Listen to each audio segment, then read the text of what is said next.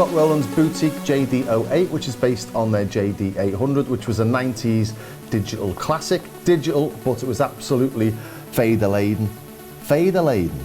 Sounds a bit like something you'd wear to yodel in the Alps.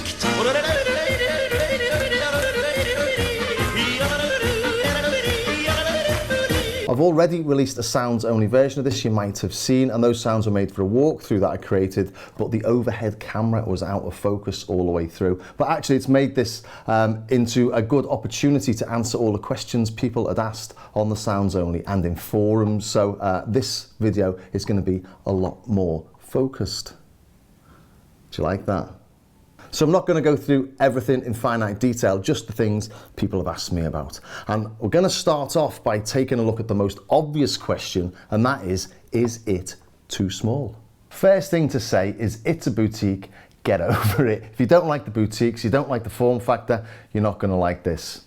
Move on. I don't think anyone is going to say it's the perfect size. These sliders are quite small, but there are ways around that. But let's just put it into context for a minute.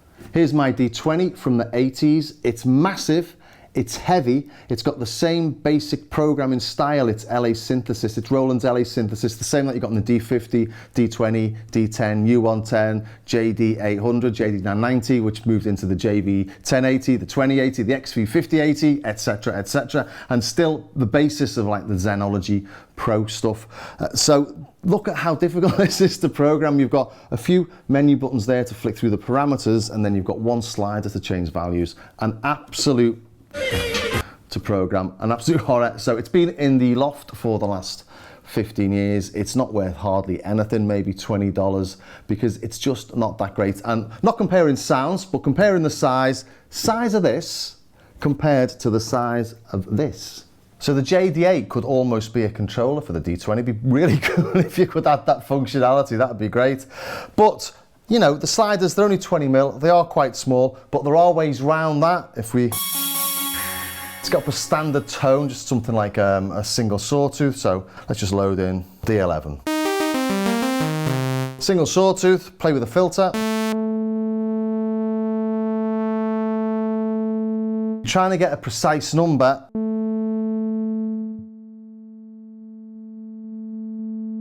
And you can see I just touched the reso one a couple of times there. The numbers weren't jumping on the frequency, they were jumping on the resonance.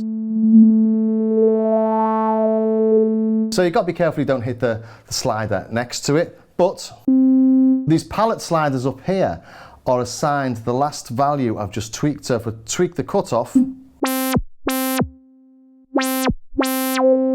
so you actually get a 30mm slider if you want to do some accurate stuff.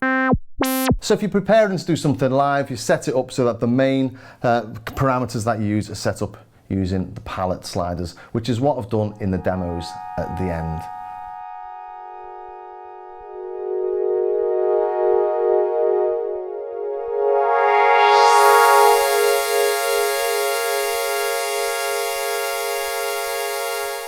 But all in all, in such a small size box, I've got those classic sounds of the 90s in something that can fit in the studio, and I can leave the D20 in the loft. So next question is, does it sound any good?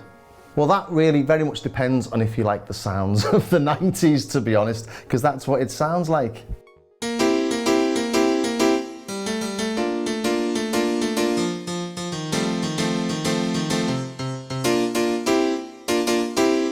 And I've no idea if George Michael used a JD800 on that track, but it was the PCM samples, as I said earlier, from the D50, the D20, etc., etc. So very much sounds of the 90s. Let's have a listen to some more.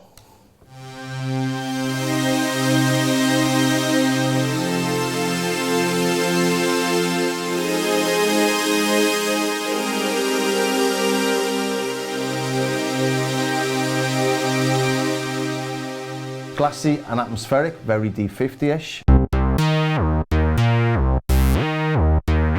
Again, doesn't sound like an analog synth, but it has got some depth to that. Let's knock it down an octave.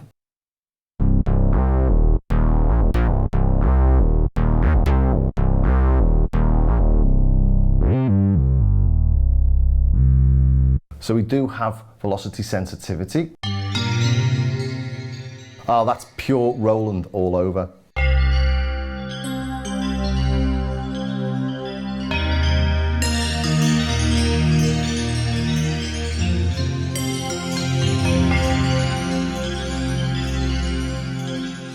So these are the D50 style tones with immediate access via all lists.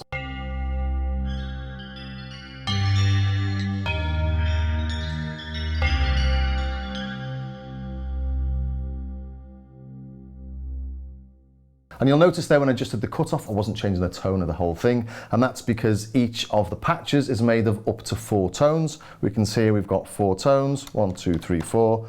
Now nothing will play. Add the first tone. Not much going on there. There you go. Second tone. Third tone. And the fourth. And all together.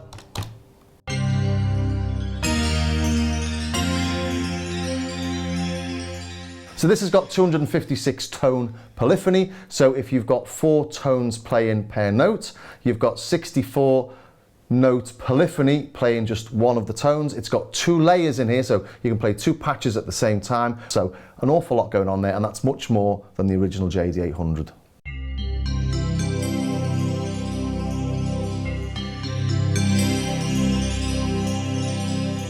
So that's playing 6 notes, which is 24 tones playing in total.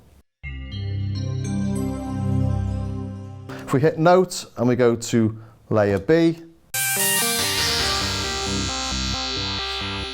completely separate tone. And you can set that up so you're playing them split, you're playing them layered, you play it on different MIDI channels. And again, listen to the demos at the end where I've got 2 voices playing with 2 sequences on the onboard sequencer, one playing one layer and another playing another.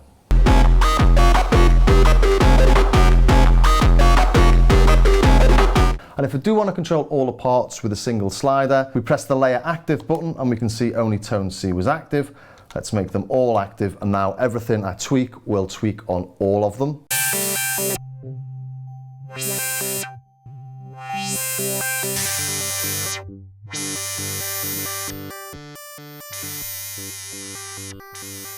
And now each of those tone palettes is playing the cutoff or modulating the cutoff for the individual patches as well. So if we deactivate all the layers, the faders won't change anything. But the palette sliders will, because they're still assigned to the cutoff. So it's actually quite a flexible little interface, and I'll show all the menu sections in a minute. Let's just do a couple more of the sounds, shall we?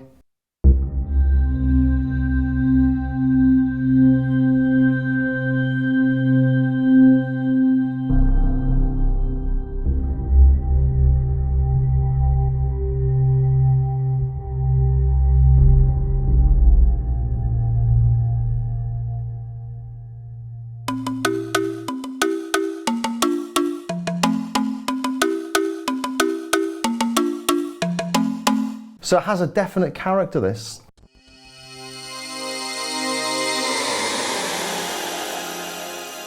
So there is a reason why it's known for doing really nice complex pads, and that's because each of the tones is effectively its own synth engine. It's got its own oscillator, its own filter, its own amplifier, its own couple of LFOs, it's got its own 3 envelopes. So when you press a key and you're playing a 4-tone patch, you're playing 4. It's almost like playing 4 monosynths, 4 LA synths, monosynths with one finger.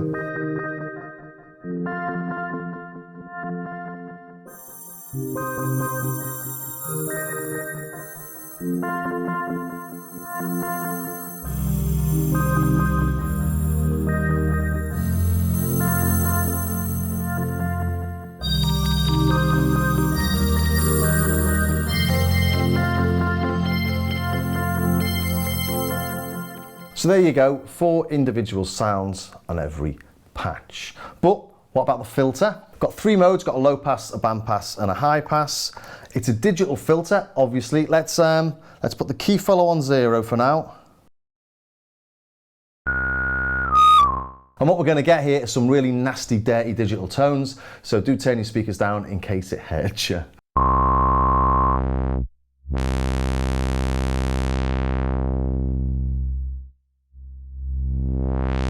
Can't hear much there. Let's add some resonance.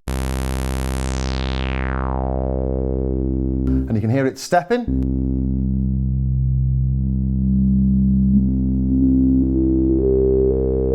Oh, the joy. Another filter sweep, another copyright claim. And this one is Steve Village, Forever Rainbow. So I'm going to chop this up and hopefully this edit will be acceptable. Let's add a little bit more resonance.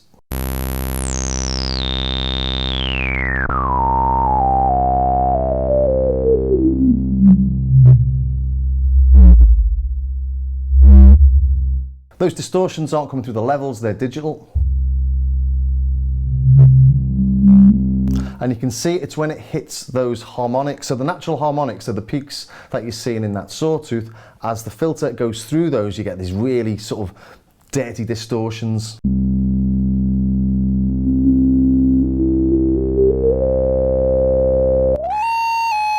Wow, especially on the lower end actually. Let's go from the low end again.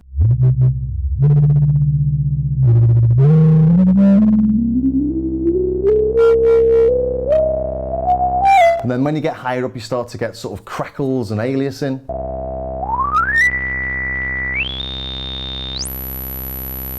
And it peaks out about 12K. Let's turn the resonance up even more. Yes, it goes up higher. I'll turn it up full, so really do watch your ears.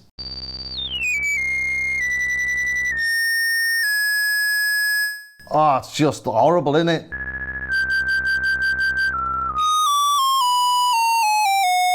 But horrible in a sort of good way. Let's put key follow on at 100% so we can follow some of those tones and play with them a little bit. I'll just turn it all down a bit.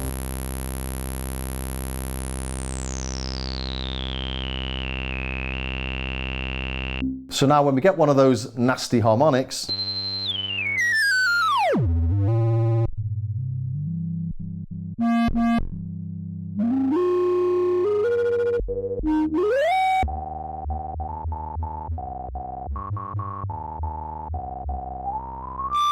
you're just getting some really nasty weirdness that you might not get, or you can't really get off many things.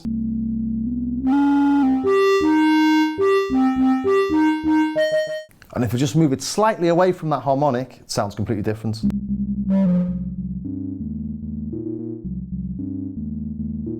Now I like to do something like a little bit of Voodoo Ray in there just to sort of check out how it works when you key following, what the harmonics sound like when they're interacting with the actual root note. We can hear that the interval there is not correct, it's not harmonically nice. Let's try and make it in tune.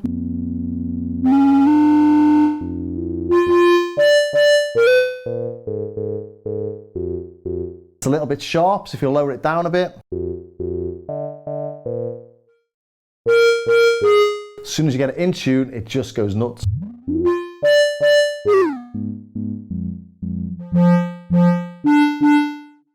As soon as you get it in tune, it goes mad.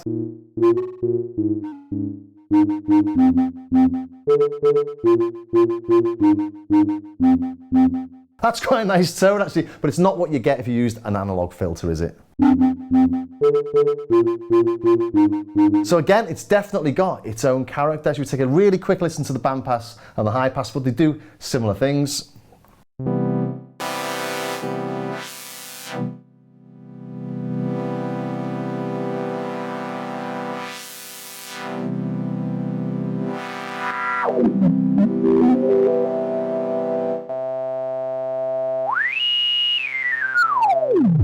In fact, I'm not going to do much more than that. You sort of know what's going to happen. Lots of nasty aliasing, some weird tones, definitely digital, definitely dirty, definitely nasty, but in quite a nice way.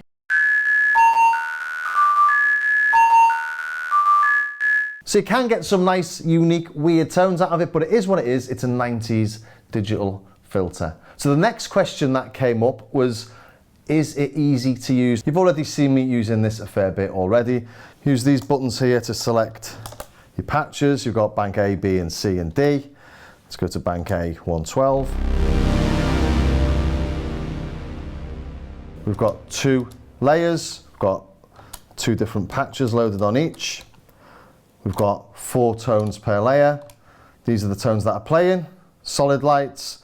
The tones that are active are the flashing lights. On the original, you had 4 buttons for the layer active. Would be easier to use actually. Sometimes when you're doing some deep editing, you do get a little bit confused about which is active and which isn't, but you get used to it pretty quickly. The menu system's pretty easy to get to grips with as well. Looking at the system settings, going to common. Here we've got the sort of sub-menus, I suppose. Part, layer, LFO, etc, etc. Sometimes you do have difficulty remembering what they stand for. This is EQ. This is the envelopes, obviously. AG is that? I'm not sure what that one is again, so I'd have to look that one up. But the part, double click it, we go in, we're looking at part A, change it, part B, click it. Go back in again, change it to B. And of course, there's the quick way of doing that using these buttons here. We've got 2 banks of effects, distortion, phaser, spatial, that's a bit like a filter bank, enhanced, auto pan. Then we've got section B or group B, where we've got delay, chorus and reverb. Group B can only be used on sequence A or part A. So if you're playing 2 parts, 2 sequences or 2 parts, only part A can have group B. I don't know why part A can't have, or layer A can't have layer A, why it's group B and not A.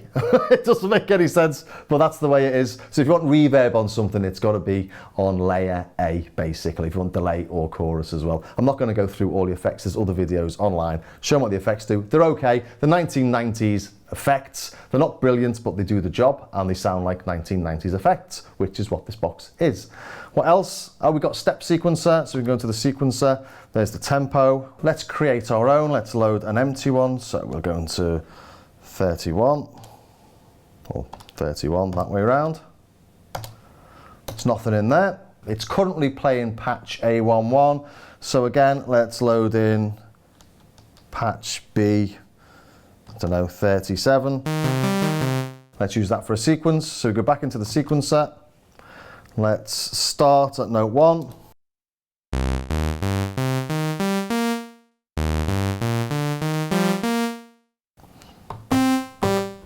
There you go. A bit rubbish, but let's play it. You can hear there, actually, it's polyphonic. It's playing 2 at the same time. Put some ties in.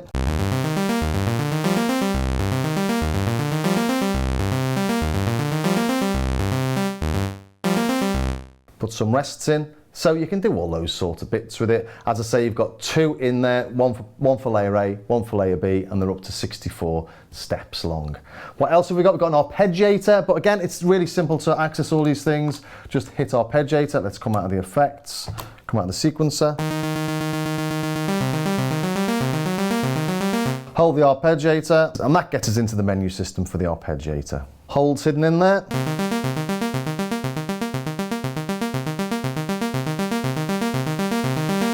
So it is quite flexible. It hasn't got lanes of animation. This is based in the 90s, don't forget, but just showing you there how easy it is to access everything. Question 5, what are the best bits? I think I've already demoed a lot of this already. 256 note polyphony is brilliant. Also the interface, I know it's small, but actually it's a really good little interface. It's well thought out. The hardest thing to work out actually when you're using it is the envelopes, because you've got 3 different envelopes. On the original you had 3 separate envelope sections. The pitch has got 6 sliders. The filter's got 8 and the amplifier's got 7. So the sliders do slightly different things, and you've got to refer to the top bit there, to those little diagrams. But actually, it's really easy to use. It's a positive, not a negative. I know a lot of people look at it and think, oh my God, it's so small. How can that be fun to use? But it's not that bad. I say not that bad. It's fine. You're looking at a D20 owner here. This is brilliant. It's not, it's not just fine, it's amazing. And it is a complex synth. You do have these 4 tones per part, and each of the tones is effectively a separate monosynth. As I said earlier, you've got your own oscillator section, filter section, amplifier section, I should say, 2 LFOs and 3 envelopes. Luckily, these days though, we've got YouTube videos to help us understand how it all works. Back in the day, it wasn't a huge seller for Roland, and I do think that's because the engine was quite complex. And if you were used to analog synths and you looked at this, you wouldn't understand why there was 4 different tones per patch.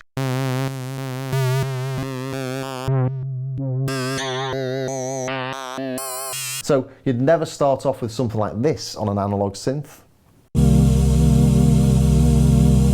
Although it is rather nice.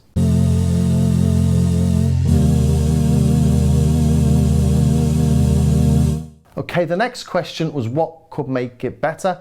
And although I say it's easy to use, it is easy to use and you can find your way around it. An editor will be absolutely fantastic actually, because when you do pull up one of these patches that's got an awful lot going on, it's difficult to figure out exactly what's happening, especially with the envelopes. Roland do have this cloud version of it. So if there was something like this for the hardware, that'd be great, especially if it was compatible with the Roland cloud version. That'd be something like the way you use the System 8, like a plug out almost, or if this was compatible with an original JD800. Not an issue for me, I haven't got an original JD800, but I can imagine if yours is suffering from the red glue of death and you want to get it out the studio, but you still want to use those same tones, this is the ideal replacement, but you would have to somehow reprogram all your tones, which might be an absolute pain in the backside. Another thing that people have asked was how did they make a supersaw sound on the intro track when this doesn't have a supersaw on it? And it's quite simply 4 sawtooths detuned, but with a little bit of movement in there. So let's just start off with a sawtooth on its own.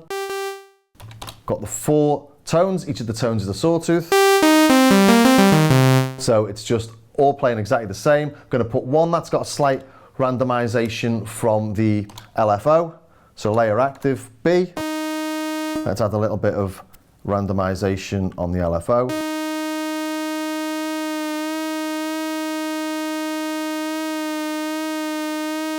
That'll do. On C, let's make sure we're listening to C. We'll just bring a bit of pitch envelope rise in.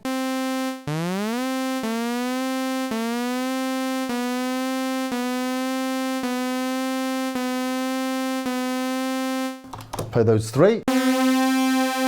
Getting there. Now let's make D the active layer. Are we listening to it? No, let's put it on. Okay, with this one, let's bring the pitch down. Put them all on. Maybe a bit of random pitch on A as well, just because we can.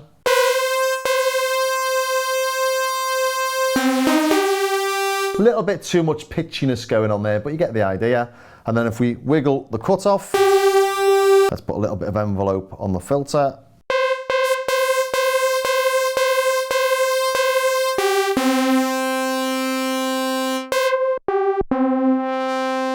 Not bad, it'd take a little bit more time to get those envelopes exactly the way I want them, but let's add a little effect. Let's add some reverb, shall we? Let's go into reverb here. That's handy, it was already in the reverb section. Let's turn it on. Simple. Come out of that. All active.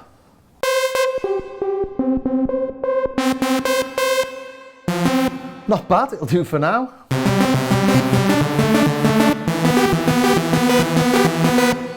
Well, something like that, but it's nearly there. And finally, what do I really think of it overall? Well, I think this is a really fun little unit. I'm not sure it'll sell as well as the Analog Classics. It's not as well known and it's quite a niche tone. You've got to like that 90s feel. But that does mean it'll become rare, and I'm going to keep hold of it for at least 20 years, stick it on Reverb and sell it for $100,000, and it won't have the red glue of death. Now coming up are the sounds. I'm putting a sounds only demo which you might not have seen, so stick around for that. But if you enjoyed that, please think about subscribing, ring the bell, join me on Patreon, all the rest of it. It really does help to support the channel, and I'll see you next time.